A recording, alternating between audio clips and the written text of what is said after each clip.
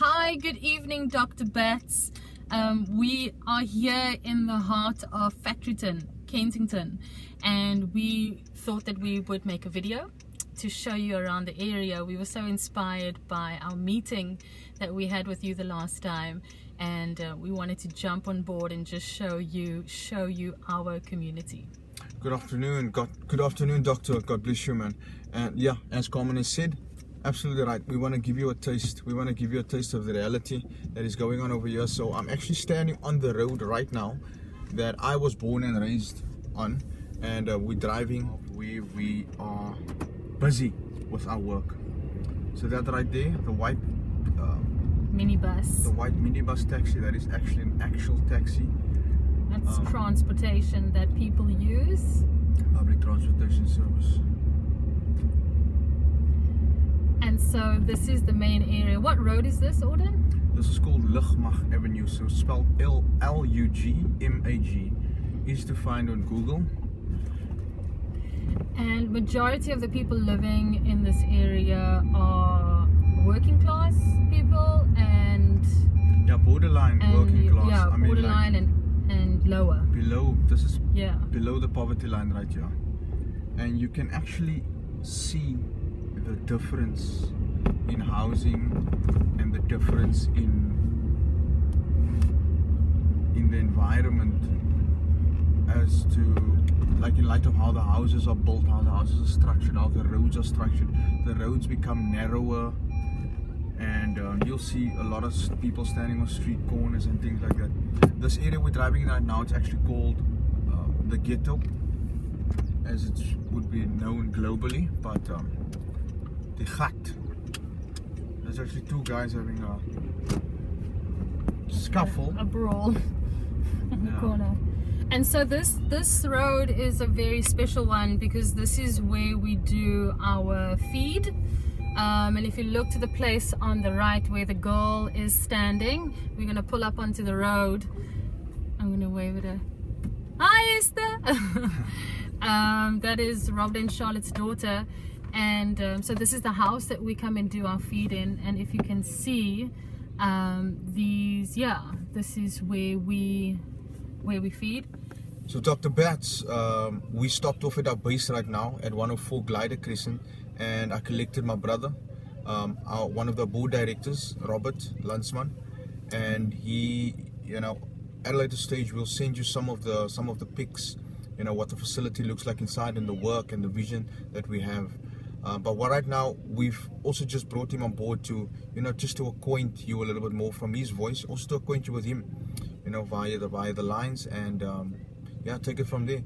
So Robert. Yeah, I'm Robert. I've been born in this area, and I've lived in this area for over 30 years. And this area, most of our children in this area grew up without parents, grew up without a father or a mother. There's a lot of gangsterism going on in this area. So we're trying to work with it through the movement of 1, 2, 3.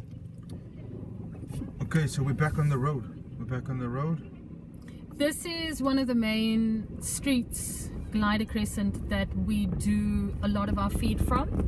And normally on any night when we do feed the community, we have about 200 plus people. Yes. Come out to get food.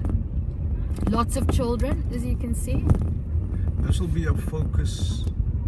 This will be our as opposed to the 50%, which will be comprised of our fishing pool, the guys that come from the Victory Outreach Home, and even the girls that come out of prostitution, and that.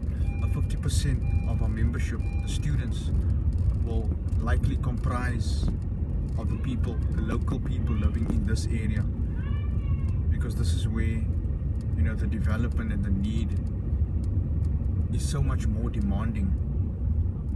Yeah.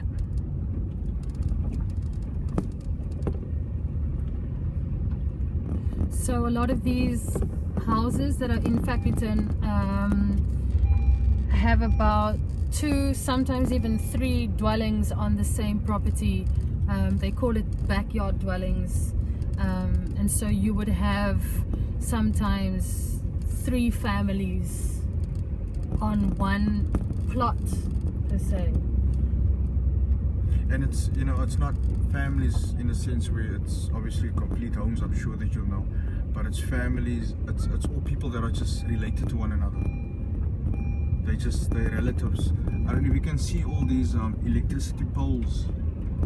The poles, like this one, I can't really point to it, but there are some poles that are erected along the street. Those are all electrical supplies that have been put in by the municipality to obviously supply electricity and, you know, some of the basic things. See, those are some of the things that. These are kids playing. Yeah, that's how they play. You see people have fires going. Some may have electricity, some may not, right? Yes. Yeah, that's correct.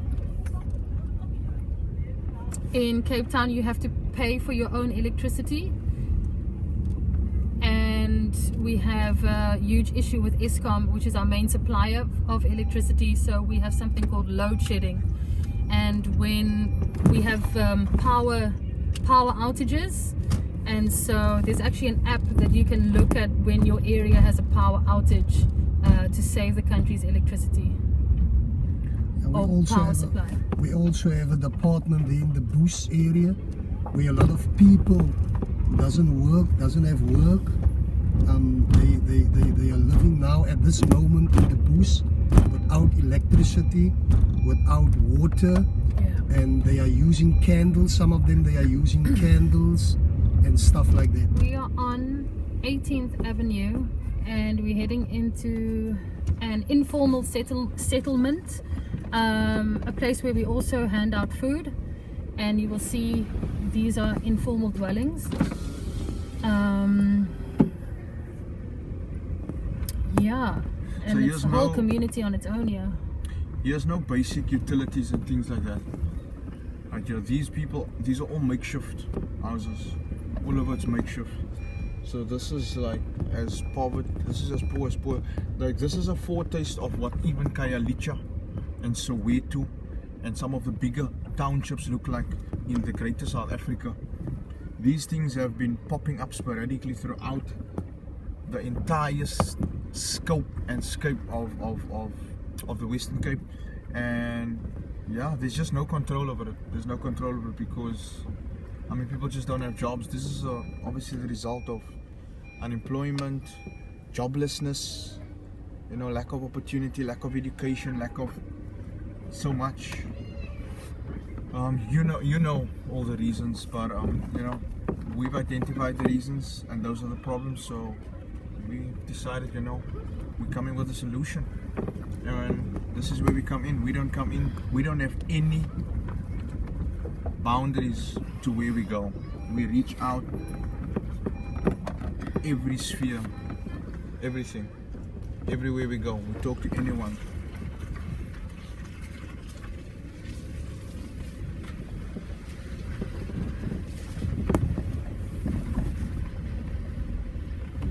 Suresh, so you can post. Oh yeah, Suresh. Hey, my brother. My brother, what you say? I'm alright, man. How are you? Good. There we go. So there's a little bit of a taste of the contrast we are driving in right now, but as you can see there in the far back, I know Carmen tried to share it with you earlier, is a pic of the Majestic, one of the seven natural wonders of the world, yes. Table Mountain. So, Yeah. so yeah, Doctor, that is Factoryton in a nutshell. In a nutshell, what we're trying to do for you, Dr. Bats, is to maybe take you through an extremely privileged village, an extremely privileged community, and that would give you a good idea of the stark differences and some of the realities that we experience here in Factoryton.